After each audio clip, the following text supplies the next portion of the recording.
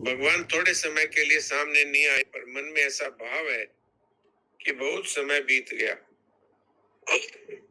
वो कहाँ गए, अब मैं क्या करूं, कैसे वो मुझे मिले। ये वियोग में वियोग है। इस तरह 4 तरह की अवस्थाएं प्रेम की बताई। इन सब अवस्थाओं का और वर्णन तो करने का अधिकार उनको ही है कि जो भगवान के प्रेम में जिन्होंने अपने आप को खो दिया है। फिर भी हम लोग संतों की और प्रेमियों की ये बातें पढ़ करके और अपने आप को पवित्र करते हैं। हमारे लिए इस तरह की बातें मिलना भी बहुत भगवान की विशेष कृपा ही है। हम लोग तो इसके अधिकारी नहीं है। कई तरह के भावों का वर्णन भी किया है, 4 प्रकार के रसों का वर्णन भी किया है, दास्य, सख्य, वात्सल्य और माधुर्य। दास्य रति में तो भगवान मेरे स्वामी है, मैं उनका सेवक हूँ, उनका मुझ पर पूर्ण अधिकार है, मेरा उन पर कोई अधिकार नहीं। और सख्य में भगवान के प्रति एक सखा का भाव रहता है, अर्थात उनका मेरे पर अधिकार है, मेरा उन पर अधिकार है।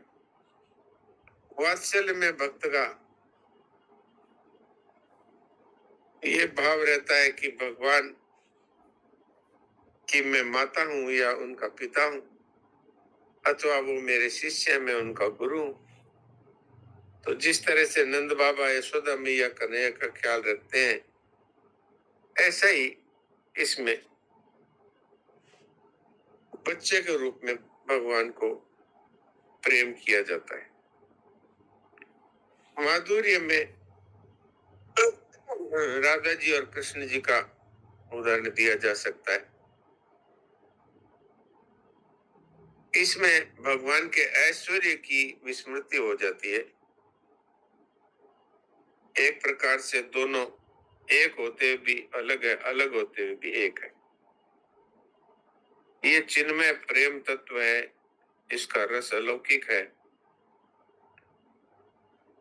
इसमें 2 होते हुए भी एक है और एक होते हुए भी 2 है।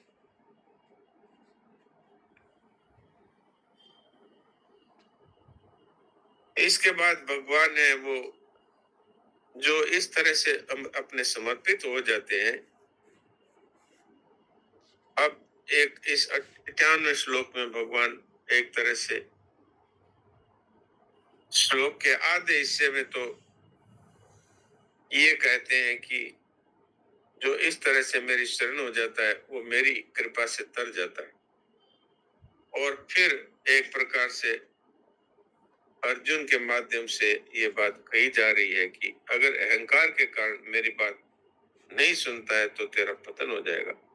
क्योंकि अर्जुन जी ने कह दिया था ना कि मैं तो युद्ध नहीं करूंगा। तो इस बात को भगवान अन्वय और व्यतिरेक रीति से कहते हैं। और हम सब के लिए ये बात है कि भाई अगर भगवान की बातों को हम स्वीकार करते हैं तो उनकी कृपा से हमारा उद्धार हो जाएगा। और यदि अपने अभिमान के कारण से उनकी बात नहीं सुनते हैं तो हमारा पतन है ही। तो ये मूल बातें आपकी सेवा में रख दी। अब कोई विशेष बात चलाए तो फिर उस पर अपने विचार कर सकते हैं। नारायण नारायण।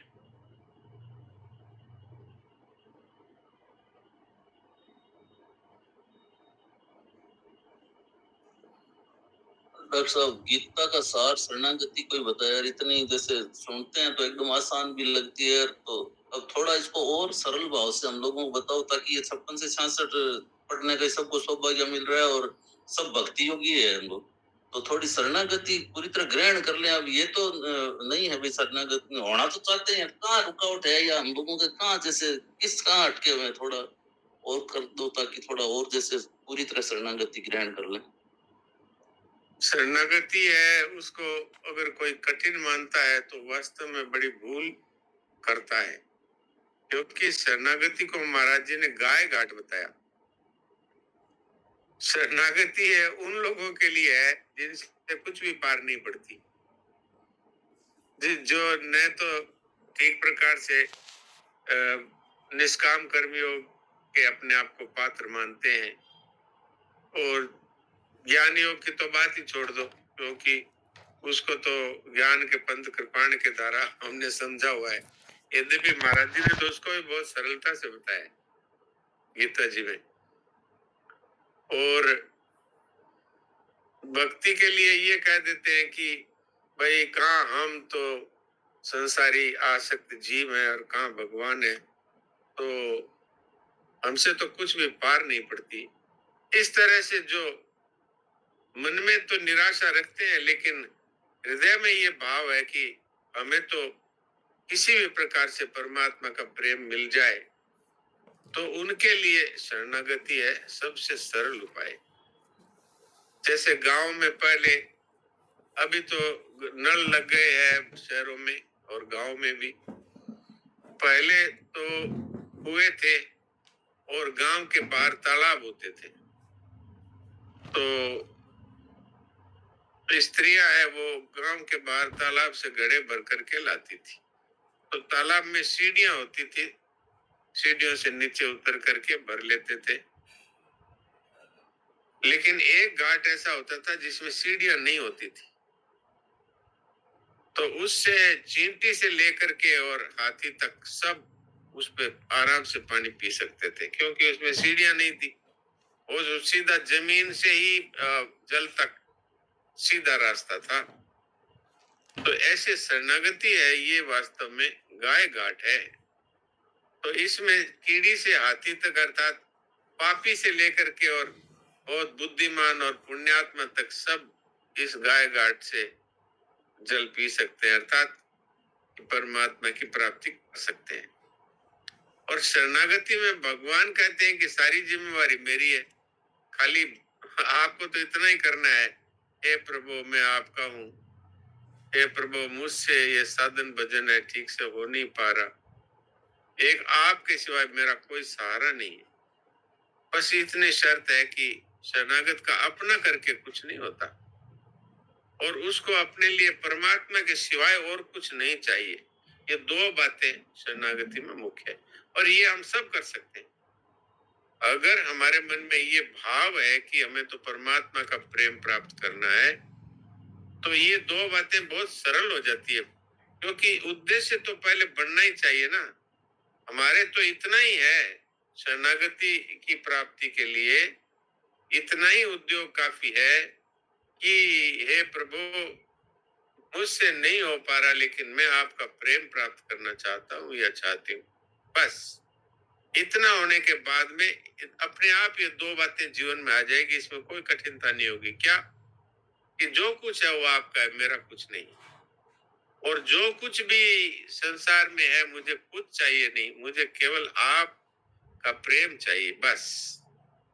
ये दो बातें, इसमें शास्त्रीय भाषा में कहें तो ममता और कामना का सर्वथा त्याग। शरणागत का अपना करके कुछ नहीं होता, और उसको एक परमात्मा के सिवा कुछ नहीं चाहिए। ये दो बातें उसके जीवन में, और ये अगर हमारी तीव्र इच्छा है परमात्मा की शरणागति प्राप्त करने की, तो इसमें कठिनता नहीं होती। पर यदि हमारे है ही नहीं लगन ही उस तरफ चलने की, तब तो सारी कठिनता है। तो महाराज जी यही कहा करते थे कि हमारे लिए पुरुषार्थ बस इतना ही है कि आपके सिवाय और कुछ नहीं चाहिए। भगवान ने भी गीता में यही कहा है, जिसने पक्का निश्चय कर लिया वो चाहे कितना ही बड़ा दुराचारी हो, वो मुझे प्राप्त कर सकता है। सम्यक व्यवस्थित हो ऐसा, ये पक्के निश्चय की बड़ी आवश्यकता है। अगर ये पक्का निश्चय नहीं है, मुझे उस गांव की तरफ जाना ही नहीं है, अगर ये उद्देश्य नहीं बना। महाराज जी इसके लिए उदाहरण दिया करते थे कि कोई व्यक्ति स्टेशन पर पहुंच जाए और टिकट खिड़की के पास खड़ा होकर के और टिकट मांगे, तो कहे कि बाबूजी टिकट दे दो, तो बोले कहाँ का दे दूं? बोले कहीं का भी दे दो। बोले कहाँ जाओगे? बोले अब ये तो पता नहीं। तो कहाँ जाएगा? तो मूल बात क्या है कि हमारे जीवन में एक आवश्यकता हो, एक निश्चय हो और एक ही लक्ष्य हो, बस। इसके बाद में ममता छूटना भी कठिन नहीं है, कामना छूटना भी कठिन नहीं है। क्यों? कि वास्तव में तो ये सब हमने अनादिकाल से इस भूल को अपने में पकड़ रखा था। अब हमारे उद्देश्य बन गया, तो उद्देश्य बनने के साथ ही फिर मेरा कुछ नहीं है, ये बहुत सरल हो जाता है। क्योंकि मुझे तो एक परमात्मा चाहिए, तो मैं संसार की वस्तुओं का क्या करूं? और मुझे कुछ नहीं चाहिए, बहुत सरल हो गया। और जो कुछ है वो सब परमात्मा का है, मेरा कुछ नहीं है। तो ये बहुत सरल हो जाता है। तो अगर इससे कुछ बात ठीक ठीक समझ में आई हो तो बहुत अच्छी बात है, नहीं आई हो तो इस पे प्रश्न कर सकते हैं। नहीं, ये तो बहुत ही सुंदर, बहुत बढ़िया बताई डॉक्टर साहब। फिर भी जैसे कितनी जैसे दयालु कृपा तो भगवान की है। भगवान तो इसमें कितनी जगह ये कहा है कि कमी रहेगी तो मैं पूरी कर दूंगा, कमी रहेगी तो फिर हाँ कुछ बिल्कुल बिल्कुल, भगवान तो साफ ही कहते हैं, अरे सारे विघ्न बाधाओं को मैं दूर कर दूंगा, मच्चित्त सर्वदुर्गाणि मत प्रसादा तरिष्यति।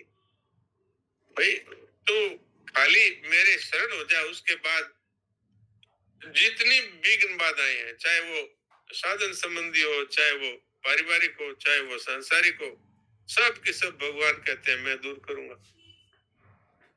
तो अब इससे ज्यादा और क्या? तेषाम अहम समुद्रता तू संसार सागरात। भगवान कहते हैं कि उनको पार करने की जिम्मेवारी मैं लेता हूं अपने ऊपर।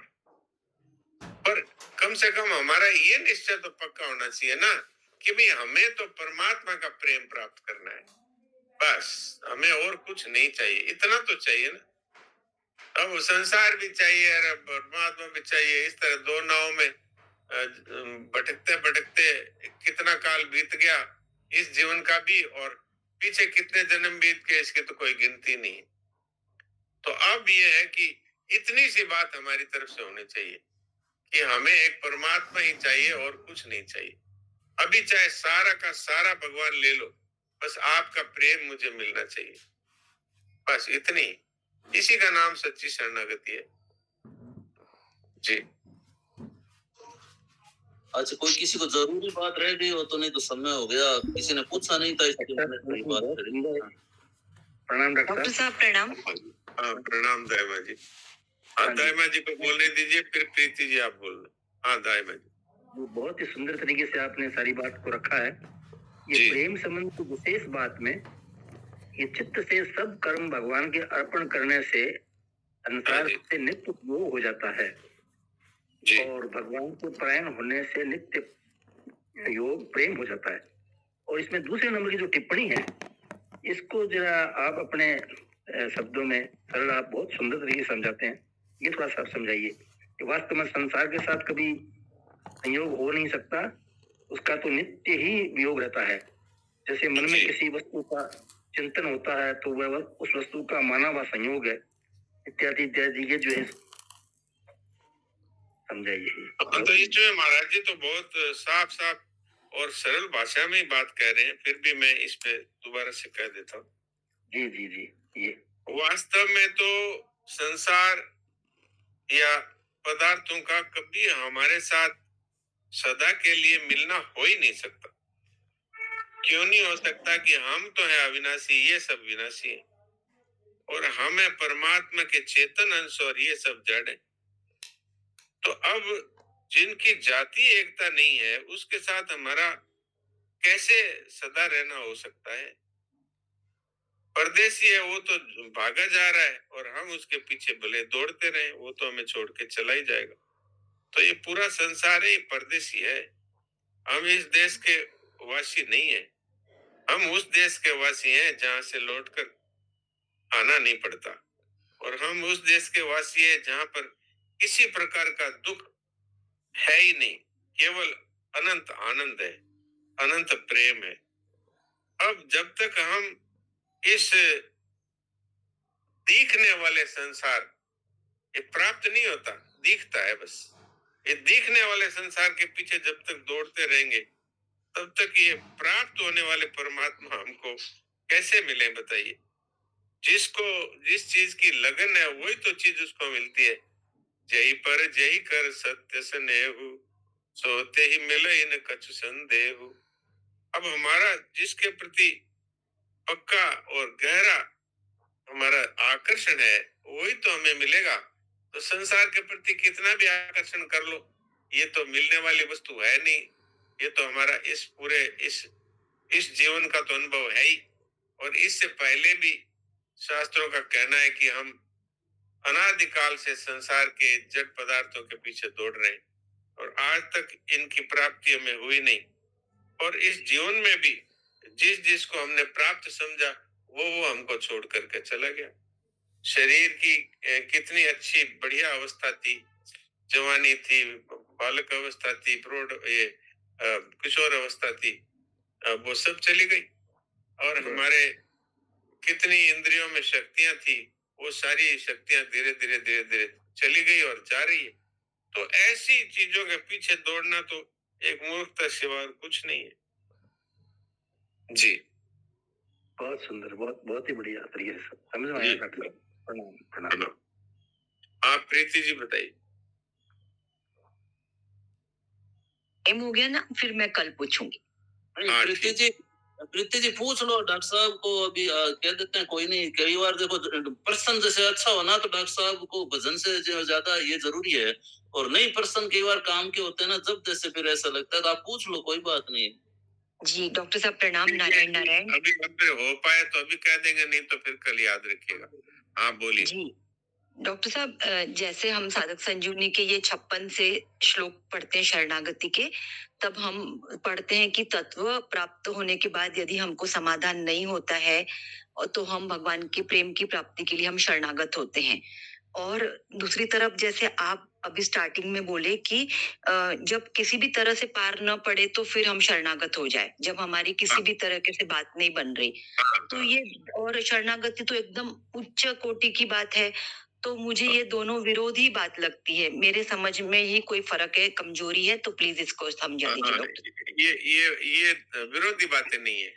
इसमें एक बात उनकी है जो संसार से परम वैराग्यवान है और जिन्होंने संसार को असत समझ करके और इनसे ममता, कामना और अहंता का त्याग कर दिया, लेकिन फिर भी उनको वो रस की भूख है, संतोष नहीं हो रहा है, क्योंकि ये एक अखंड आनंद होता है, एक अनंत आनंद होता है। तो प्रेम का रस है, वो अनंत आनंद है।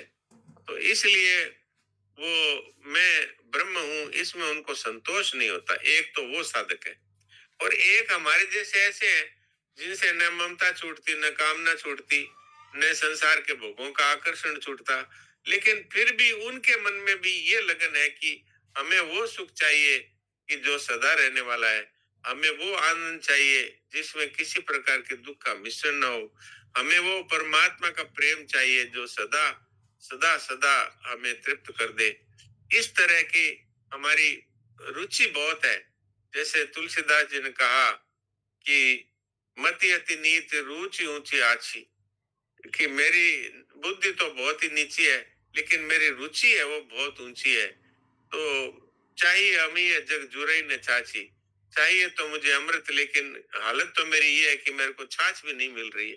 इस तरह से जो दुखी है, तो भगवान कहते हैं कि बस अगर तू मेरी केवल एकमात्र इच्छा रख और कोई इच्छा नहीं रख तो मैं तेरा उद्धार कर दूंगा। तू मुझे अपना समझ ले और अपना समझ करके जो कुछ तेरे पास है वो सब मुझे अर्पण कर दे।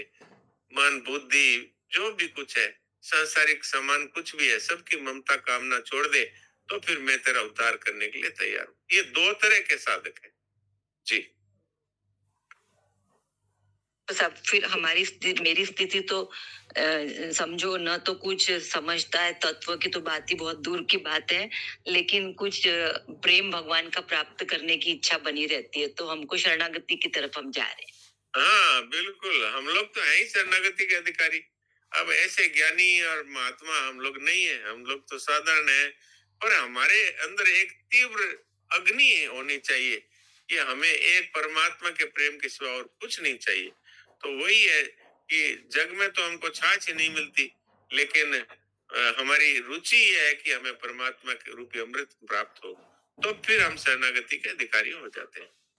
एकमात्र इच्छा ये नहीं है कि संसार भी चाहिए और परमात्मा भी चाहिए। ये हो तब तक नहीं होगा। जी। डॉक्टर साहब बहुत बहुत धन्यवाद। अभी दूसरी बार पूरा तीसरी बार साधक संजीवनी चल रही है। मैंने दूसरी बार ये शरणागति प्रसंग सुन रही हूँ। तो मुझे पहले बार भी ये प्रश्न था और बहुत उत्सुकता भी थी जानने की, लेकिन आज मुझे बहुत अच्छा समाधान मिला। बहुत हृदय से धन्यवाद डॉक्टर साहब जी, प्रणाम। जी प्रणाम प्रणाम। ठीक है, तो डॉक्टर साहब अब आपके समय